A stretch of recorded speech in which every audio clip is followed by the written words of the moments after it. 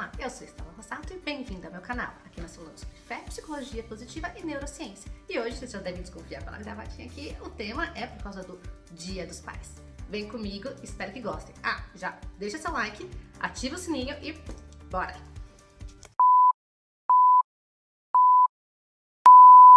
Olá, bem-vindo ao vídeo Projeto Pai. Projeto Pai? Como assim?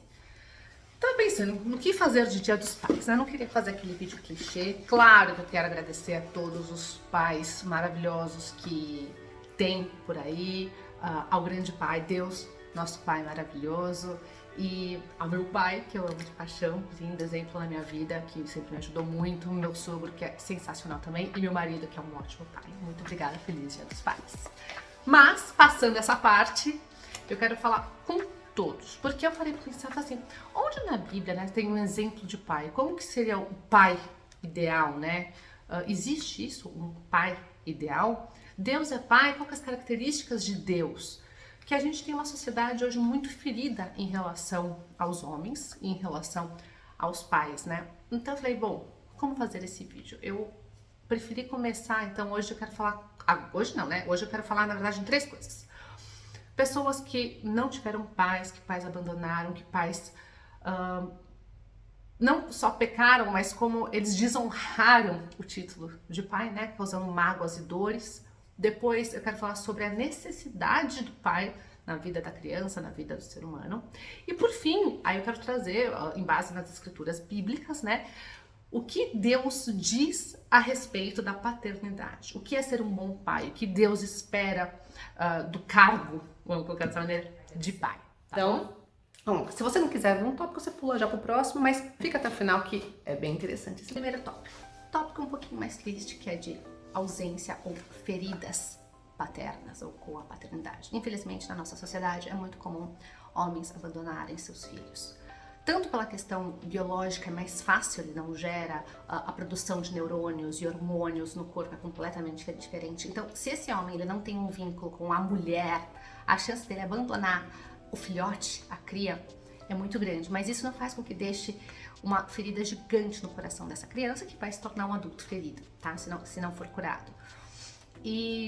Então, essa falta de comprometimento também, e que vem aumentando. Então, a gente vive uma sociedade que não tem um comprometimento entre um homem e uma mulher, não tem um comprometimento, não tem as consequências do ato sexual que gera a gestação, né? Então, infelizmente, há muitas crianças que crescem sem essa figura paterna. E também há aqueles pais que às vezes era melhor não existir, né? Existem pais que causaram muito sofrimento. E crianças que vivem em situação de abuso, né? Seja com a mãe, seja com elas.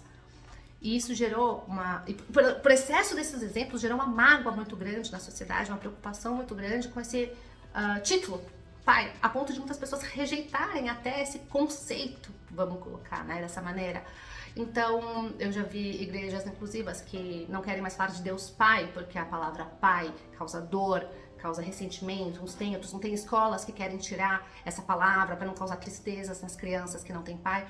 Mas a verdade é que, assim, o ser humano, a biologia é essa, sempre vai ter os progenitores, né, que vão ser um homem e uma mulher, e essa criança quer saber qual que é a origem dela, né, o porquê que ela é assim, por que ela aparece de tal jeito. Você vê muito isso em crianças adotivas também, a necessidade da busca pelos pais biológicos, a dor que se tem, mesmo tendo pais de coração, gera essa curiosidade, né. Nisso, tem uma coisa na psicologia que não tem nada a ver com religião, com fé, com nada, que diz o seguinte: o que a gente resiste, persiste. Então, na psicologia sistêmica, então, nossa natureza, nossa energia, até o que a gente não conhece, às vezes a gente sente falta disso, né? E então você ignorar, isolar uma palavra, uma pessoa da sua vida, né? Essa característica, essa posição que existe na natureza, não vai resolver os problemas, não vai fazer a dor ir embora. Então, se essa criança não teve pai, o fato dela não ouvir a palavra pai não vai tirar essa dor dela. O que Deus quer? Ele não quer colocar as nossas tristezas e as nossas mágoas para debaixo do tapete. Não é aquela psicologia positiva tóxica, né? Que, não, vou estar sempre feliz. Cara, não, você tem que tratar a sua tristeza, sentir, saber que ela existe, saber que é normal essa tristeza existir e que Deus quer curar, a ponto de que isso não causa dor. E que você saiba sempre que Deus é o nosso Pai, sim. E se você não teve um pai terreno decente, você tem um Pai celestial que é maravilhoso, por mais que muitos digam que não. Bom, vamos então para a segunda parte, que fala da necessidade do pai na vida da criança. Muita coisa eu baseei nesse livro aqui do Daniel Goleman, Inteligência Emocional, a Arte de Educar Filhos. Eu não vou ler as partes destacadas de percentual e etc, porque é um pouquinho assustador, na verdade, tá? Mas eu quero dizer o seguinte, que ter um pai emocionalmente saudável, presente na vida da criança, é algo extremamente importante para a criação de inteligência emocional. A criança, quando ela tem duas referências, então geralmente ela tem uma mãe e um pai, e a mãe e o pai geralmente têm uma características diferentes. Principalmente antigamente isso era mais definido, né? Hoje tá um pouco diferente, bagunçado, pelas necessidades sociais, enfim. Mas a mãe geralmente tem um perfil mais cuidador. A mãe é aquela que logo quando nasce você quer proteger pela vida a qualquer custo, não quer que se machuque, se preocupa com o emocional, com o detalhe, com o lanchinho, dá beijinho, colo. O pai, aquele que, o que antigamente a caça, enquanto a mãe ficava, ele vai pra rua, pro mercado, trazer o sustento, é o que vai ensinar o filho a andar, teoricamente, de bicicleta, a subir em árvore, a fazer coisas que o desafiem, que desafia a criança, né? Pra ter coragem de empurrar pra frente, sabe? Assim, você vai, você consegue. São coisas todas que são válidas e importantes. Aí você fala, tá, mas que papo mais machista. A verdade é que, assim, numa empresa, é assim, você não precisa de duas pessoas iguais. Você não precisa de duas pessoas com a mesma função, porque senão não é eficiente, você tem diversas funções. Então, enquanto um tá colhendo, o outro tá separando os grãos. Senão, você perde muito tempo, não faz sentido, entendeu? Claro, gente, que existem pessoas com diversas características, diversas estruturas de família. Estou falando no abrangente. Não estou falando que mãe tem que ser dona de casa, pelo amor de Deus, não é isso. Eu não tenho esse perfil. Se quiser ser e tiver um marido que apoia e que sustente, glória a Deus, vai fundo. Mas estou dizendo que existem características diferentes que são complementares e isso tudo é muito importante para a criança. Existem diversos estudos que falam que crianças que crescem sem a presença do pai já começa com uma desvantagem social, tem maior chances de ir para criminalidade, para uso de drogas, para largar a escola antes da hora.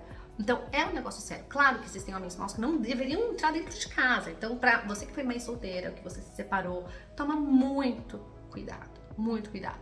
Se o pai biológico é uma pessoa decente, não corte o contato. Se é uma pessoa que pode causar dano, óbvio, pelo amor de Deus, não se aproxime. Mas evite colocar padrastos dentro de casa, a não ser que seja de sistema confiança. Mesmo assim, fica de olho, é muito perigoso. Tem um estudo feito no Canadá que crianças que vivem com padrastos ou madrastas sofrem 40% a mais violência doméstica, um número bem alto. Então, assim, ter um relacionamento saudável, buscar isso no parceiro antes de se envolver, antes de pensar em ter filhos, é algo muito importante. E assim, mesmo se você não teve a presença de um pai, seu filho não tem, você pode ter outros exemplos, dar outros exemplos para os seus filhos, sabe, de homens íntegros, seja até um homem presente ou próximo, um tio, um vô, sei lá, um professor, ou até na TV, em livros, enfim, obviamente mesmo na Bíblia. A gente tem que pensar que toda dor a gente pode transformar em cura para outras pessoas, tá? Existe um negócio que chama estresse pós-traumático e existe o crescimento pós-traumático. Esse crescimento pós-traumático não são todos que conseguem alcançar por N motivos, mas porque realmente precisa de um exercício, de um autoconhecimento, uma busca, né? Tem um cara que o pai dele abandonou ele quando era pequeno e ele fez um canal no YouTube chamado Dad, How Do I? Então ele ensina meninos, adolescentes, jovens que não tiveram pai a como fazer coisas que geralmente homens ensinam. Como fazer o nó de uma gravata, como fazer a barba, enfim, todas essas coisas que geralmente é o pai que ensina, ele tem os vídeos no YouTube para meninos que não têm essa referência poder fazer. Olha que trabalho maravilhoso. Então isso é um grande exemplo de crescimento pós-traumático, de como você pode usar a sua dor para ajudar as outras pessoas. Tudo é aprendizado, até a nossa tristeza. Então, ok? Lembrando mais uma vez também, Deus é nosso Pai. Então, você não precisa ser completamente órfão. Vamos então para a terceira e parte final desse vídeo, Projeto Pai. Quais são as características de Deus, do Deus Pai? Qual que é a função que Deus deu para o Pai, para esse homem que teve a oportunidade de gerar vidas nesse mundo? Como que ele deve ser? Como que ele deve tratar os seus filhos?